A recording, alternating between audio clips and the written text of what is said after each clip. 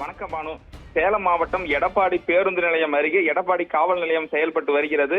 இந்த நிலையில் இன்று அதிகாலை காவல் நிலையத்தில் 2 மர்ம பொருட்கள் விழுந்து வெடித்து சிதறியது. இதனையடுத்து அங்கு பணியில் இருந்த காவல்துறையினர் அங்கு சென்று பார்த்த பொழுது அந்த பொருள் தீப்பிடித்து எரிந்து கொண்டிருந்தது. இதனையடுத்து காவல் நிலையத்திற்கு வெளிப்புறம் சென்று சாலைகளில் பார்த்த பொழுது அந்த பகுதியில் யாரும் இல்லை. எரிந்து கொண்டிருந்த பொருளை உடனடியாக காவல்துறையினர் அணைத்து பிறகு தூக்கி வீசப்பட்ட பொருட்கள் 2 பெட்ரோல் குண்டுகள் என்பது தெரியவந்தது. தகவல் அறிந்த சேலம் மாவட்ட காவல் கண்காணிப்பாளர் அருண் கபிலன் மற்றும் சங்ககிரி டிஎஸ்பி உள்ளிட்ட காவல்துறையினர் எடப்பாடி காவல் நிலையத்தில் விசாரணை மேற்கொண்டு வருகின்றனர். அங்கு பொருத்தப்பட்டிருந்த சிசிடிவி காட்சிகளையும் காவல்துறையினர் ஆய்வு செய்து பெட்ரோல் குண்டு வீசிய நபர்கள் குறித்தும் விசாரணை துவங்கியுள்ளனர். மேலும் தடயவியல் நிபுணர்கள் வரவழைக்கப்பட்டு தடயங்களையும் சேகரித்து வருகின்றனர். காவல் நிலையத்தின் மீது பெட்ரோல் குண்டு வீசப்பட்ட சம்பவம் பெரும் பரபரப்பை ஏற்படுத்தியுள்ளது.